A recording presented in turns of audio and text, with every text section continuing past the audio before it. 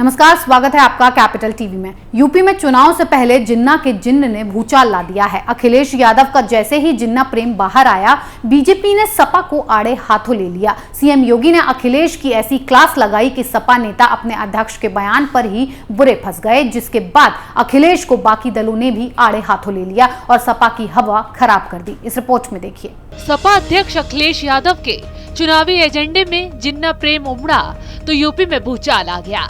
इस बार अखिलेश यादव ने यूपी के मुसलमानों को रिझाने के लिए एक सभा में जिन्ना प्रेम दिखाने की कोशिश, लेकिन उनका ये जिन्ना प्रेम उन पर ही भारी पड़ गया, जिसके बाद उन्हें मुसलमानों ने तो घेरा ही, साथ ही बीजेपी ने भी आड़े हाथों ले लिया। दरअसल अखिलेश यादव ने एक जनसभा में मोहम्मद अली जिन्ना को सरदार पटेल और महात्मा गांधी की तरह ही आजादी का नायक बताया।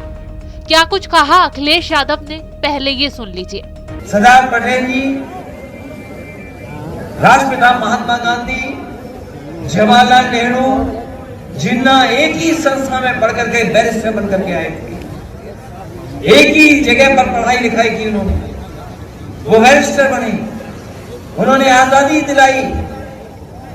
उन्हें किसी भी तरीके से किसी का भी संघर्ष करना पड़ा होगा तो वो पीछे नहीं हटे। एक विचारधारा जिसमें पाबंदी लगाई। अखिलेश के इसी बयान पर यूपी में बवाल मच गया। सबसे पहले सीएम योगी ने अखिलेश यादव को आड़े हाथों लिया। सीएम योगी ने अखिलेश के बयान को शर्मनाक और तालिबानी मानसिकता वाला बताया। इसके साथ ही सीएम योगी ने अखिलेश से माफी मांगने की भी बात कही। सीएम योगी ने कहा कि कल मैं समाजवादी पार्टी के राष्ट्रीय अध्यक्ष का वक्तव्य सुन रहा था। वह देश तोड़क जिन्ना से इस राष्ट्र को जोड़ने वाले सरदार वल्लभ भाई पटेल की तुलना कर रहे थे। भाइयों बहनों, ये वक्तव्य अत्यंत शर्मनाक है। सरदार वल्लभ भाई पटेल भारत की एकता और अखंडता के आधार हैं, उसके शिल्पी हैं, लेकिन कल उनका वह विभाजनकारी मानसिकता एक बार फिर से सामने आ गई, जब उन्होंने सरदार पटेल को जिन्ना के समकक्ष रख करके देश तोड़क जिन्ना को महिमा मंडित करने का प्रयास किया है। मुझे लगता है भारत की जनता इस विभाजनकारी मानसिकता को कभी स्वीकार नहीं करेगी और उत्तर प्रदेश की जनता को हरगिज स्वीकार नहीं करेगी। ये तालिबानी मानसिकता है जो हमेशा तोड़ने में विश्वास करता है।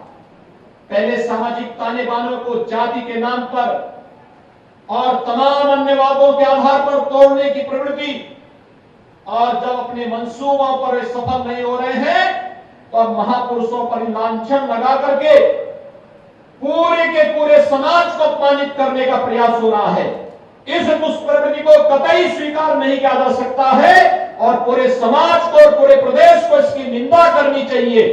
समाजवादी पार्टी के राष्ट्रीय अध्यक्ष को अपने इस कृत्य के लिए प्रदेश की जनता से माफी मांगनी चाहिए, देश की जनता से माफी मांगनी चाहिए। सीएम योगी ही नहीं, अखिलेश को बीजेपी नेता राकेश और मायावती, साथ ही ओवैसी ने भी आड़े हाथों लिया।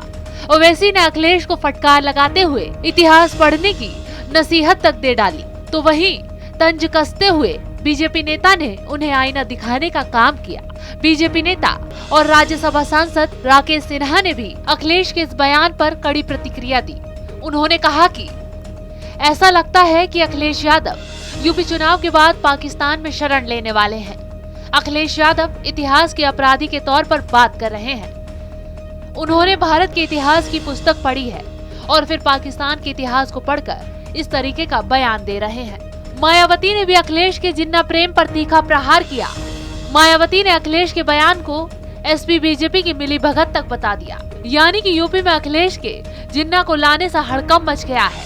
सभी अखिलेश को जमकर घेरने का काम कर रहे हैं।